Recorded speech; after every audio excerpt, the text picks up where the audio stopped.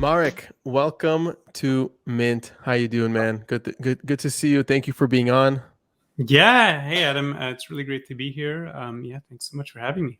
You got it. Let's dive right in. We got a lot to talk about. I don't even know where to begin with Celo's ecosystem. There's so much going on from the DeFi side to the mobile side to the creator side. But I guess a good place to start always is who are you?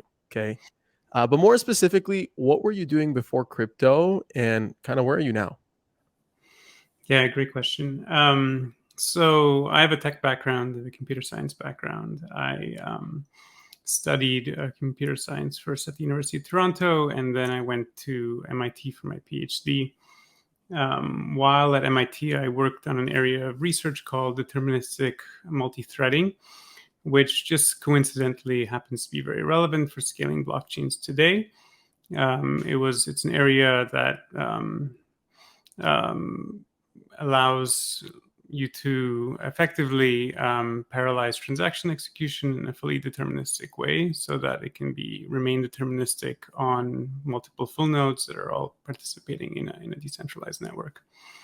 And out of MIT, I ended up starting a company, a venture-backed machine learning company. That company did well. It got acquired a couple of years later. And after that experience, I ended up teaming up with Renee Reinsberg, my co-founder from that first company, and Sepp Kambar, who was an MIT prof at the time, and also just an incredible individual and serial entrepreneur. I think he's perhaps most well known for starting a personalized search company that he sold to Google in 2002. That became iGoogle. And also he was the inventor of Eigentrust, which was a decentralized reputation protocol for BitTorrent. And around a little under 5 years ago now, the three of us teamed up and we thought about what to do next. I was actually introduced to crypto by Brian Armstrong in 2013. And so I had been following the space. He sent me some Bitcoin at a music festival. Oh, cool. Yeah. Yeah, that is pretty cool. So that was a really great introduction to the space. And then I had been following it for, since then. And again, in 2016, 17, we, Sep, Rennie, and I started thinking about what to do next. And, at the time, obviously, like now, there was a ton of excitement for, dApps. I think DeFi was still kind of in its infancy. But the usability was a big issue, and mobile support was really lacking. And as we looked at the state of the world back then, we knew that in order to make crypto mainstream, we had to solve just a number of kind of big and difficult problems. And the first was around mobile, right? I think even though we do use Web3 products on mobile devices, they're not really conducive to mobile. They don't really run in a decentralized manner on mobile. Mm-hmm. Frequently, they're designed for desktops and then kind of scale down to mobile. So we wanted to spend some time on that, and then we also just really wanted to spend time on usability. And we initially wanted to build a Venmo-style decentralized mobile wallet, but we couldn't make it easy enough on the existing platforms. And so then we ended up kind of focusing on building that platform that would enable fully decentralized, really easy to use mobile applications that focused on DeFi and payments and everything Web3 related. Yeah. Geez, what a background. It's a long time coming. Like your journey, you've seen a lot. You're OG in tech. You're obviously OG in crypto. I guess like my question to you, what is it about crypto that drew you to working and building in the space? Getting Bitcoin from Brian Armstrong at a music festival in 2013 is a really good way to get started. But like there's one aspect of collecting and there's one aspect of like feeling this energy to solve problems. How did it kind of manifest for you?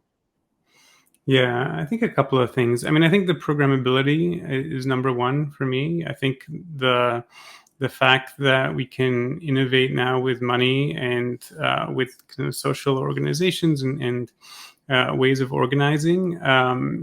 This is really exciting. This is totally new and something that wasn't possible, at this level by this many people before, right? It used to be that if you wanted to, I don't know, think about demurrage and its effect on circulating supply of money, you'd have to be an economist somewhere, some academic, thinking about all of this really academically and maybe doing some simulations. But now, like literally, you can build a protocol and launch it, have people use it, and actually see how it works. That is just absolutely incredible. And then the community side, the part where you can actually have rules that enforce how organizations are constructed and work together.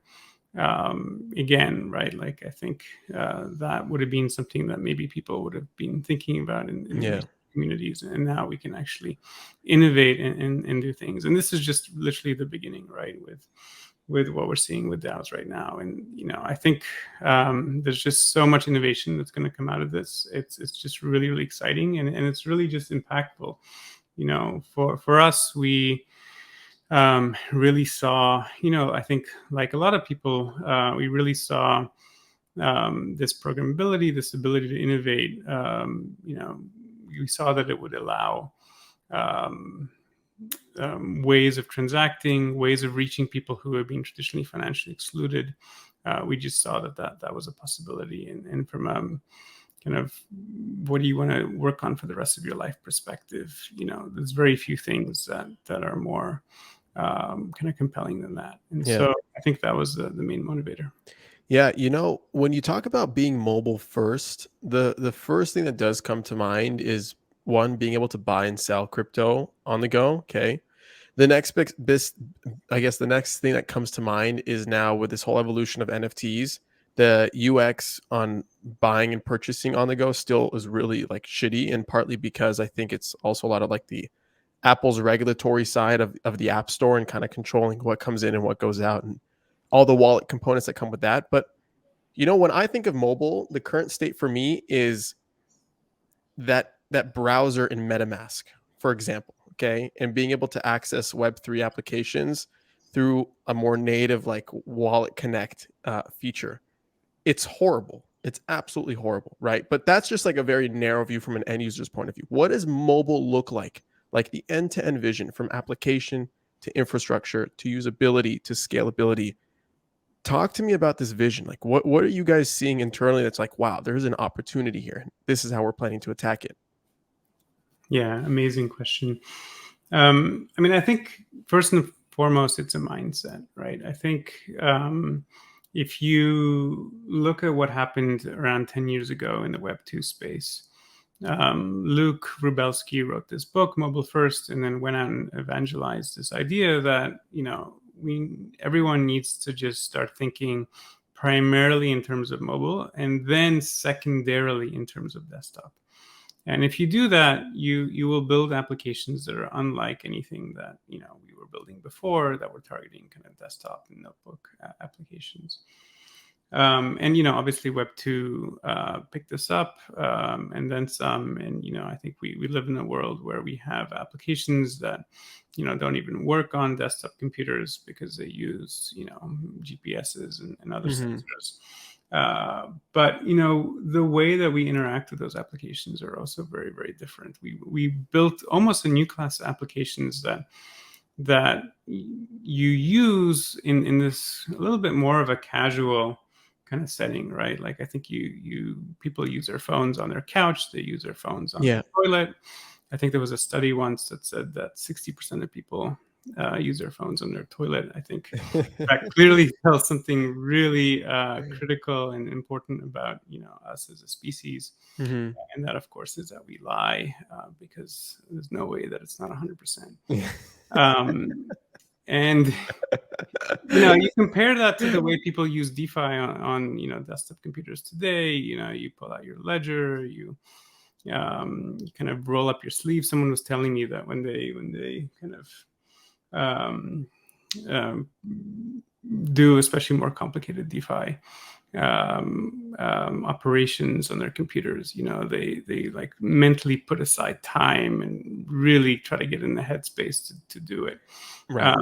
I think that's just a very, very different way of interacting with these products than Partly because it's also super manual. There's a lot of things that could be automated, right? That's just still required us to click through and read the fine print and go through these junky interfaces. But yeah, continue. definitely right. I mean, I think we're in the early days, and the internet was also more stressful and took a lot more work in the early days, or certainly the web.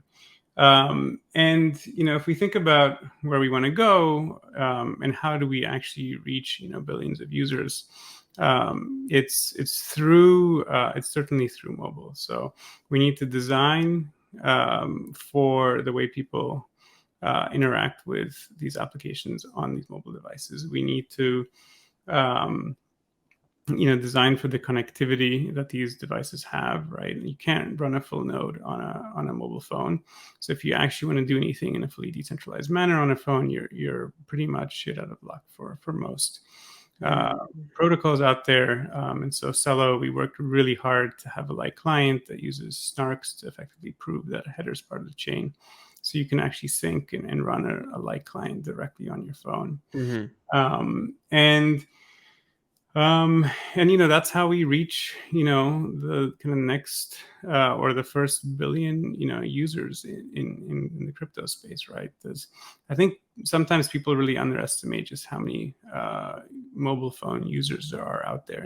There's if you look at the kind of annual Ericsson Mobility Report, I think there's 8 billion mobile devices right now with active subscriptions in the world. That's 4 times more than the number of PCs, the 2 billion PCs that people frequently cite, which include actual servers as well, right? So, clearly just not all of those are desktop computers.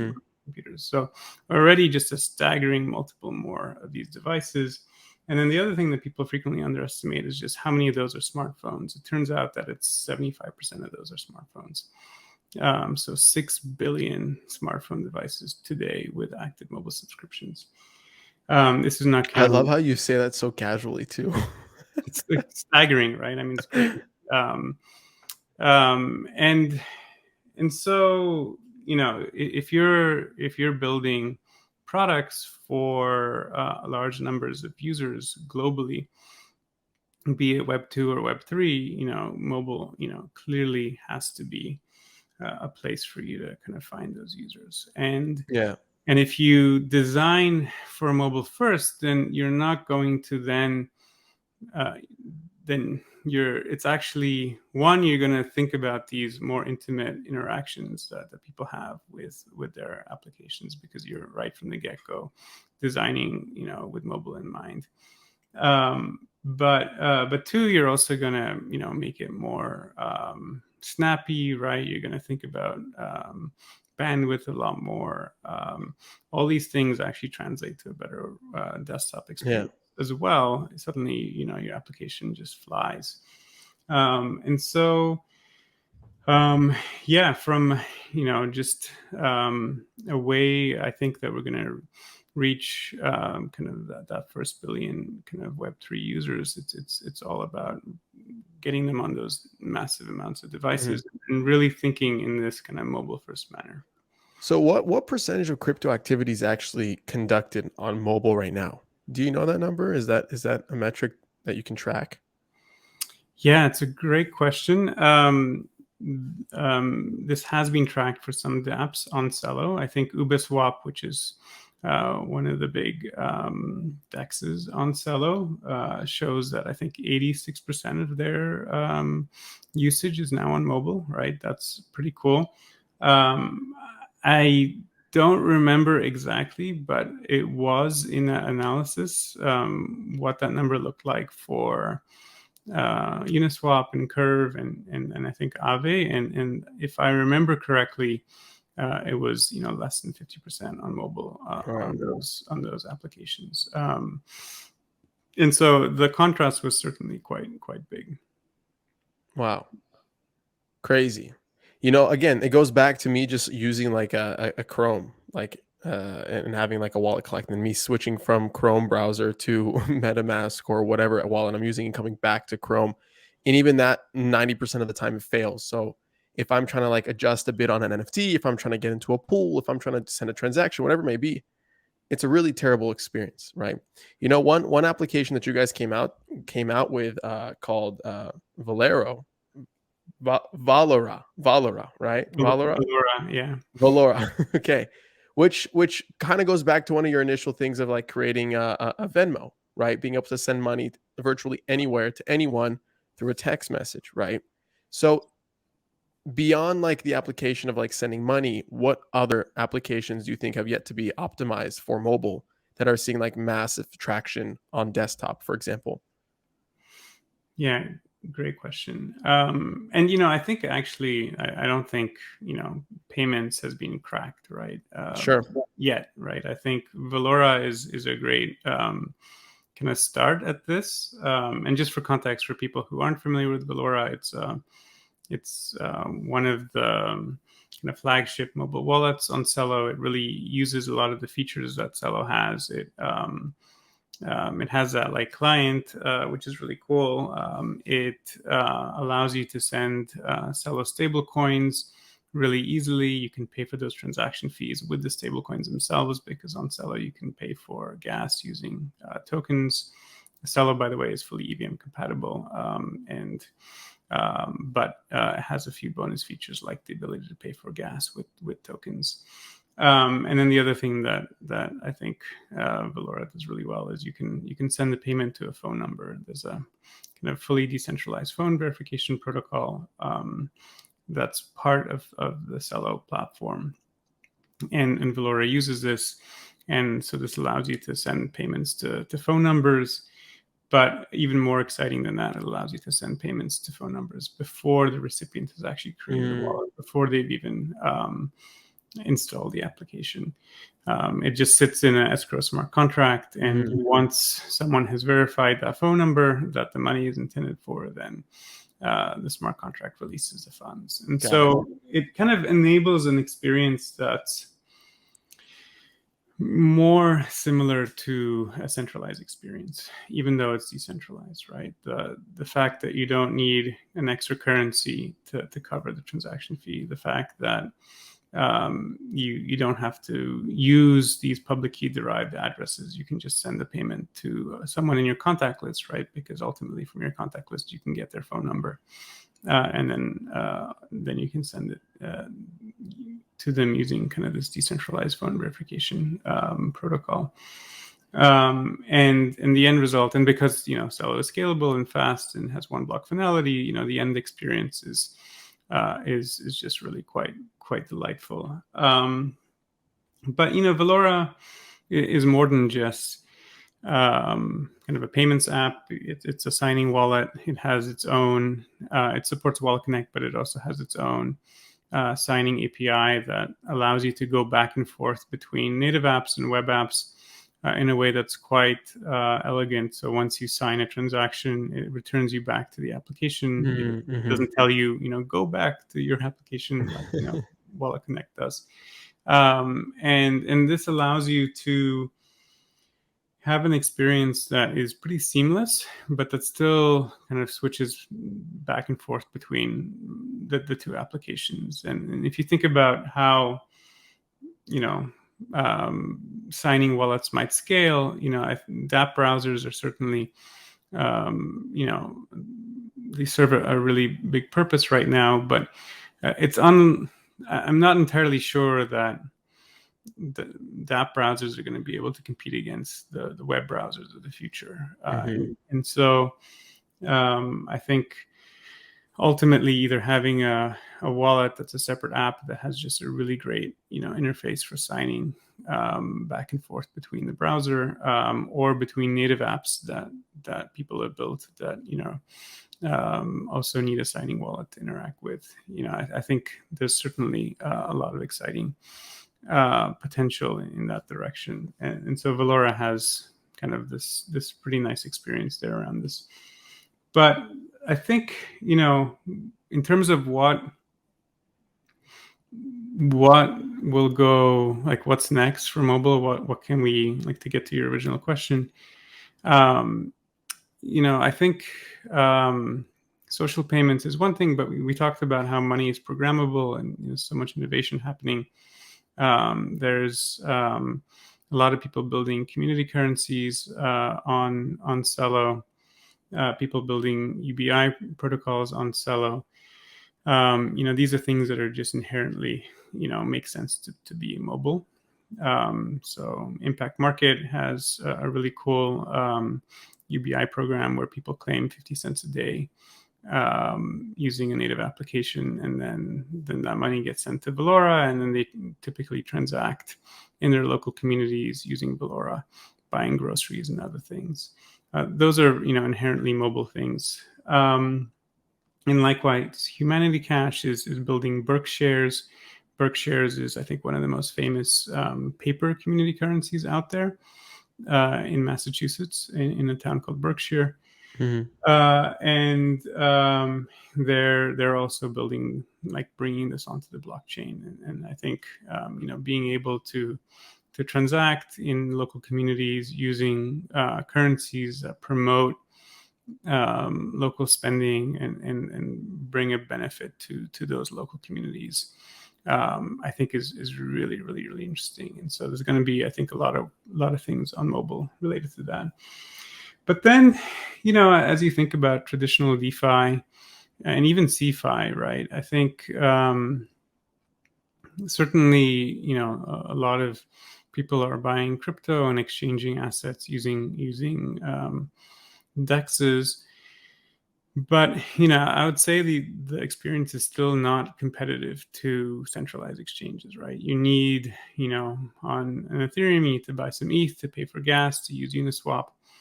And you typically get that by going to a centralized exchange, in which case you're kind of defeating the point of using a DEX if you already have access to a centralized exchange. And so one thing that I really kind of see going forward in the future is, rather than cashing in through a DEX, you kind of cash in through a kind of cash in, cash out kind of provider. There's many such companies now, Ramp and Ponto and Wire, that are kind of specializing in this.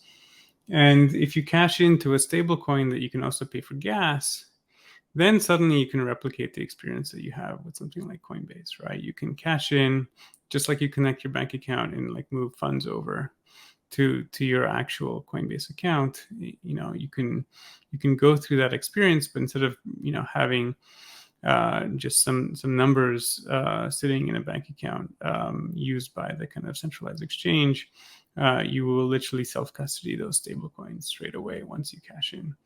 And then if you can pay for that transaction fee with those stable coins, then suddenly you can trade arbitrarily, you can lend arbitrarily, you can borrow arbitrarily, you can do everything that you want to do. And many people are doing in DeFi today, but without the need for kind of another currency that you need to pay gas with. And that really unlocks these really centralized, more centralized experiences that are quite nice, but it makes them possible in a fully decentralized manner. And if you do it well on mobile, then because self-custody wallets are frequently regulated very differently than custodial wallets globally, suddenly you can also have, like, a global addressable market for your mobile experience. And so that, to me, is, I think, where the puck is heading, and I'm really, really excited about that future. What's up, guys? Adam Levy here. Sorry for the quick pause, but I wanted to give some love to our 3 NFT sponsors that are making this episode a reality. They are Coinvise, POAP, and Social Stack. On Coinvise, you can create a personal or community-owned social token on Ethereum. Coinvise also helps you create incentives through token rewards and bounties, NFT business models, and bot integrations for Discord. Discover more by visiting coinvise.co today. Next up, we have POAP, or short for Proof of Attendance Protocol, who enables a novel way of creating one's life diary. Leveraging NFT technology, PulUp facilitates an easy way to mint non-fungible tokens related to meaningful events. It's frequently used in crypto-native communities, and now it's starting to create NFT collectors in the mainstream too. Collect or launch your own PulUp today by visiting poap.xyz. Next up, we have Social Stack, a platform for communities, brands, and creators to build mission-driven social token economies.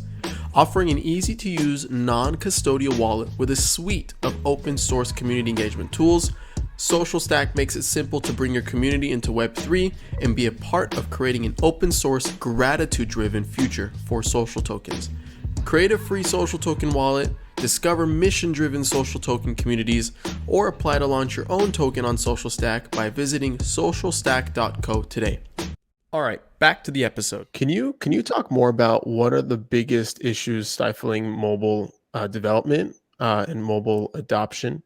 I know you mentioned a few in the beginning, but can you list a few more out? Yeah, I think so. I mean, if you really believe in censorship resistance, surveillance resistance, decentralization, right, then certainly like clients are just really high up on the list. Even if you just care about it from a scalability perspective, there's frequently on a lot of these kind of newer EVM compatible chains that are very have very high throughput, like Celo, like Polygon, like Avalanche. We talked a little bit about the like client before, and I think if you believe in censorship resistance, if you believe in surveillance resistance and decentralization, then certainly the like client is really, really important. But even if you are just coming from it from a kind of scalability perspective as well, a lot of these highly scalable kind of EVM compatible chains these days, like Celo, like Polygon, like Avalanche, every now and then you get crazy usage, and all of the RPC nodes servicing, a lot of these web apps, servicing MetaMask, servicing mobile phones, they start to get overloaded, right? And so one really elegant thing about like clients is that you can actually scale and service those applications in kind of a decentralized manner, where full nodes, on the platform can come and offer that service. And Celo also has this concept of full node incentives, where you actually can get rewarded for running a full node for servicing these like clients. And so, just from a scalability perspective, that's also pretty interesting. I mean, beyond that, I think, the jury's still out on, what's going to be the best signing experience. We've got, people building extensions in Safari now that offer kind of an interesting signing experience. Not every browser, not every platform supports extensions, so it's going to be interesting to see if that evolves. You've got things like Valora that certainly implement Wallet Connect, but also have their own kind of really, I would say, like finely tuned signing API that allows you to kind of switch back and forth between applications in a way that is very, very seamless. You've got Wallet Connect, which is really nice because it also allows you to use your phone to sign transactions on desktops. So I think there's this kind of amalgamation of all of these different ways of using your phone to sign transactions, and I think it's going to be interesting to see how this evolves. And then I think we talked about building in kind of this mobile first mindset. Part of that will be actually DeFi dApps building native applications, and we're seeing some functionality being integrated into wallets today, but that's not going to scale, right? We're not going to have like a single wallet with thousands of kind of built-in applications. So either we're going to have a really interesting plugin architecture where you can interact with these things in a very native feeling manner, or these applications are going to have to start creating their own native applications, their own mobile apps, effectively that interact with these signing wallets, and I think that is a future where pretty much every application in the App Store, in the Play Store, is going to be Web3 enabled, and you're no longer going to need this extra layer of indirection by using something like a DApp browser on your phone. Yeah. And I think that we're still a ways away from that being the default, but I think we're certainly going to get there eventually. Do you see that vision with Apple in it, or do you see a new type of product coming to market that's more Web3 decentralized friendly, that takes I guess competition on a hardware play, for example?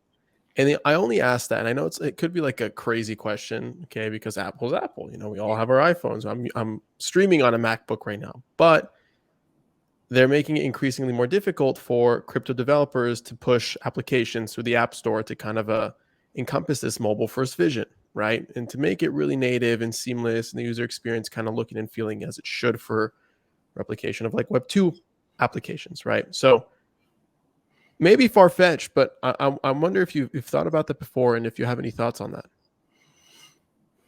Yeah, I mean, certainly there's been Android manufacturers that have built, Web3, crypto-specific features, Right. The ability to use your kind of trusted execution environment to sign, ECDSA signatures using kind of the elliptic curves that are more common in our space. Yeah, I guess it's all possible on an Android then, right? Right, but it's not even every Android manufacturer that's doing that, right? Okay. Certainly, some of these features aren't default Android features provided by Google, and so I think it will take some time for Apple and Google to start offering these things, but I think it's inevitable, right? I think with especially NFTs being such a great kind of gateway for users into the Web3 space. I just see so many more users entering the space, and I think it's going to be very difficult for these big companies to really ignore it. I think there's going to be a tipping point where every company is going to be a Web3 company, and that will include Google and Apple for sure. Yeah. I definitely agree with you on that sentiment. Okay, let's talk about scalability, okay? Because it's obviously a core conversation around any network. And I know you guys are approaching scalability in a very interesting light, which also has led so far to a lot of the success that you're seeing on the network itself. Can you talk more about scalability? How are you guys thinking about that? How does that differ than Ethereum, than Solana, and the whole shebang? I think it's super important to kind of unveil. Yeah, really good question. Yeah, so Celo right now has its own kind of proof of stake protocol that uses stake to elect hundreds of validators who then perform BFT based consensus. Because we have that really efficient like client, we do things using kind of the BLS 12377 elliptic curve, and we aggregate all signatures into a single multisig on each header. And so everything is very compact and snark friendly and conducive for fast syncing and just fast transaction processing. And so that's where we are today. But I think we're excited by the prospects of scaling traditional EVM. A traditional EVM to kind of Solana level throughputs. We think that there's still a lot of room to vertically scale these types of VMs, and so we're investing a lot on that front. One such example of that investment is kind of a joint kind of collaboration with Miston Labs. Miston Labs is a recently formed company by kind of former DM and Novi kind of cryptography, distributed systems, programming languages, kind of researchers and experts. And the Celo Foundation has kind of a long-term kind of partnership now with Miston, and we're working, and cLabs in particular is working closely with Miston to bring some really exciting new innovations to the platform. So specifically, Miston is looking at bringing Narwhal and Tusk, these two kind of protocols, one around mempool ordering and one around consensus, to the Celo platform. This is a protocol that was developed, I think, by these folks during their time at DM, and it's really quite elegant. It's really cool to see the performance of it. They've shown it to scale to hundreds of thousands of transactions per second using kind of global consensus, global scale latencies. So if you're running a blockchain with servers running all around the world, latencies are longer. It's harder to get to those throughputs. But with this protocol, they were able to kind of get to hundreds of thousands, effectively Solana level performance. And so they're working now on this again, meeting kind of cLabs on a weekly basis, and looking to kind of add this to the protocol. So that's really exciting. I think again, I think there's still a lot of room for vertical scaling for EVM chains, and as we've seen with all the demand for EVM compatible chains in the last year, I think there's just a lot of appetite in the market for that as well. Yeah. A lot of what like Mint aims to do is to kind of teach not only like the everyday people, but a lot of like the creative type, the creators, the artists, and I guess the people who are introducing a more like sexy narrative to crypto through NFTs, through social tokens and whatnot. I want to quickly talk about like this integration that you guys did, which sparked a lot of my attention and my excitement around Celo, was and also super relatable to Mint because of the nature of the podcast. This proof of listen collaboration you did with Social Stack. Okay. And from what I understand, you guys developed this protocol, or essentially this way to kind of track listenership and reward people either through NFTs or tokens, etc. How is Celo kind of thinking about the creator communities that are starting to appear, and kind of like more of the normie audiences that are entering crypto through NFTs, through social tokens, through art, music, culture? What do you guys kind of like? How do you think about that? Like, because it also comes from the point of view of like introducing people through NFTs and then getting them intact with DeFi, right? And kind of like exploring that entire route. Walk me through your point of view on that. Yeah, great question. I mean, NFTs are just obviously like a really great innovation. They're just super exciting. I think there's it just unlocks so many new ways of interacting with digital assets that it's clear that they're paradigm changing, and certainly doing so on mobile is just has been already shown to be one of the preferred ways that people interact with these things, and so it's really interesting for us. I think the frequent criticism that the artists coming into the space give is holy crap, if I'm gonna mint this NFT, it's gonna create how much carbon. That's Right. obviously super kind of either kind of ethically an issue for folks, or just downright scary. And so I think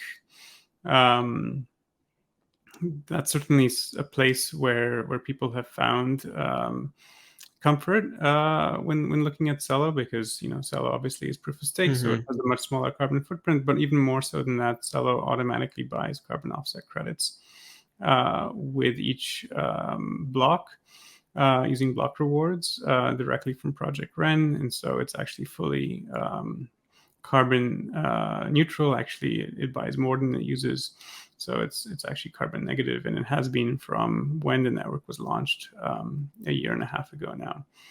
And so that's been really resonating with a lot of creators, and I think the mobile kind of first nature also just really resonates.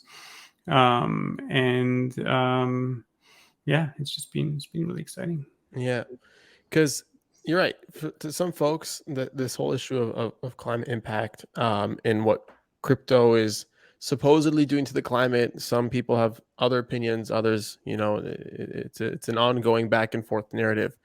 But by design, Celo's network is kind of like to favor and to protect and to encourage like the ethical use, right?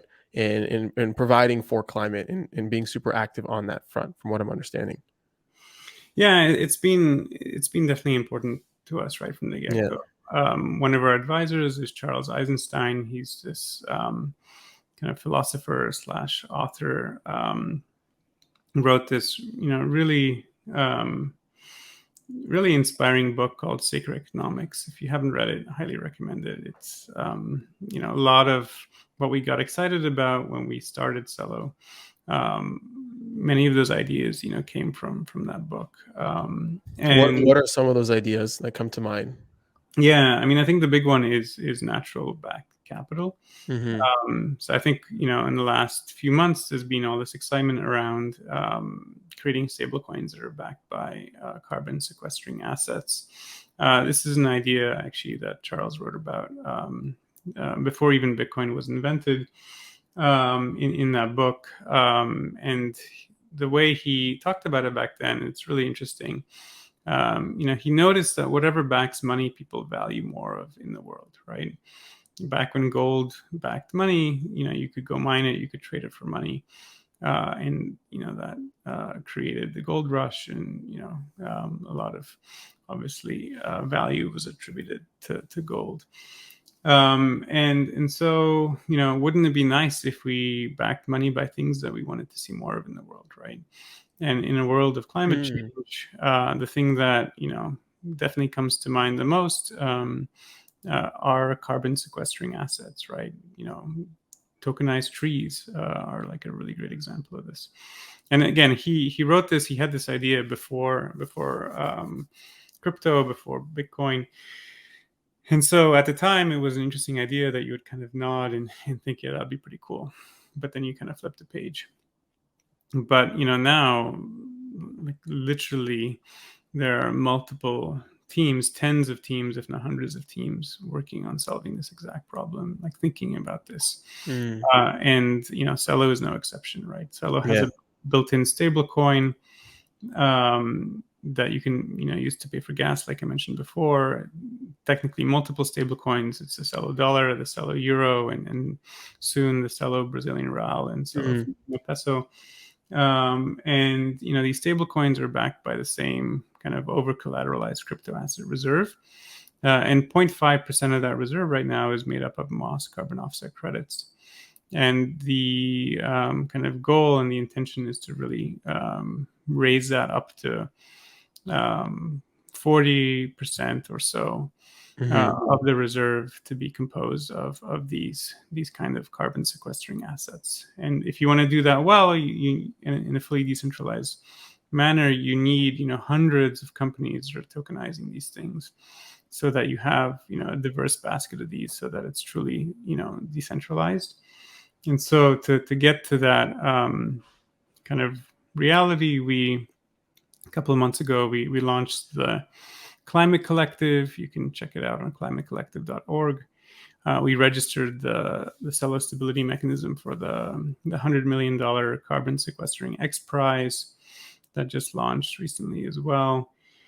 And now there's kind of 12 inaugural kind of companies, joined by more that are now kind of teaming up, really working on kind of addressing this issue and finding ways to tokenize these kind of assets and Yeah. preserve. And carbon sequestering assets, that's just the beginning. You can imagine pristine rivers as well are something that maybe we want to protect, or oceans, or even affordable housing. There's things that through governance people can propose and add and use to back stable coins. And on the topic of this being a field where people like Charles Eisenstein got to kind of think about this, or our academics got to kind of write research papers about this. We're in a world where we can actually develop these things, Yeah. and actually experiment, and not just think about them in a more hypothetical, theoretical way. And so that's just really, really exciting. Yeah, makes a lot of sense. I know we're reaching our like wrap up limit, but before I let you go, I want to ask you a couple more things. Okay, so what does the next like 6 to 24 months look like at Celo? What is a priority? What can us as users, as developers, as people super excited about what you guys are building and the mission that you're on? What can we expect? What does that look like? Yeah, so certainly more, really great, delightful mobile applications being built on Celo. Celo has this incubator program called Celo Camp. They just finished their 4th batch. There were 30 graduating companies that recently showed their demos and pitched investors and raised money. So much really exciting things happening, from obviously from DeFi to kind of really great mobile wallets to NFT related projects, climate related projects, trading things, data unions, UBI related things, community currencies, all of that. And so all done in kind of this mobile first manner, which Super is really exciting. exciting. Yeah, super So exciting. yeah, a lot of things, a lot of really great builders are now deploying their products. We just wrapped up literally yesterday a big kind of month-long hackathon with 2,400 participants. We're just kind of sifting through all of the submissions now. There's just so many really cool and exciting things that are on the horizon. And because you can pay for gas again with stablecoins, because of the mobile focus, there's this ability to build these kind of experiences that are unlike what we've seen in Web3 before, that Yeah. really rival kind of centralized offerings, but that are fully decentralized, fully available globally. And I think that's just a big part of Celo, right? There's companies and projects from hundreds of countries. I think for this hackathon, we got submissions from 130 countries. If you look at how many countries are using Valora, I think it's like close to 150. We have users from 150 countries. Wow. And so a lot of these types of products are not just popping up and targeting kind of more Western countries. They're truly global in nature. We're seeing a lot of protocols and projects building, specifically focusing on LATAM, on Africa, on Southeast Asia, and that's just really, really exciting. So I think more of that, and then I think more on the payment side, right? I think payments been the holy grail for crypto for ever since the Bitcoin white paper, right? Yeah. About it, and we're not there yet, right? Like we're I think in order for payments to really be ubiquitous, to be done on chain globally, we need cash in and out offerings in pretty much every country in the world that allow you to convert to and from stablecoins everywhere, and then we need blockchains that allow you to send those stablecoins with ease at high throughput low latencies, without having to have another currency to pay for gas. Yeah. And so Celo is that kind of offers that settlement layer. And we're seeing, a lot of companies now integrating and using that. Deutsche Telekom recently joined the Celo Alliance. They're running validators now for Celo. I'm predicting a lot more companies like that kind of joining and really leveraging kind of the ease of use and the scalability of Celo for payments. Nice. And before last thing before I let you go, where can we find you? Where can we find and learn more about Celo? What show us the destinations. Where are we going? Yeah, so Celo.org is kind of the Celo Foundation's main website. It has the Celo.org Twitter handle as well. And then since my last name is a pain in the butt, you can find me at just Marek _. So MAREK _ and try to make that easy for you guys. Nice. And it's like getting so dark here. I've never done an episode this late, and it's only 5 p.m. in California, but excuse the dark face.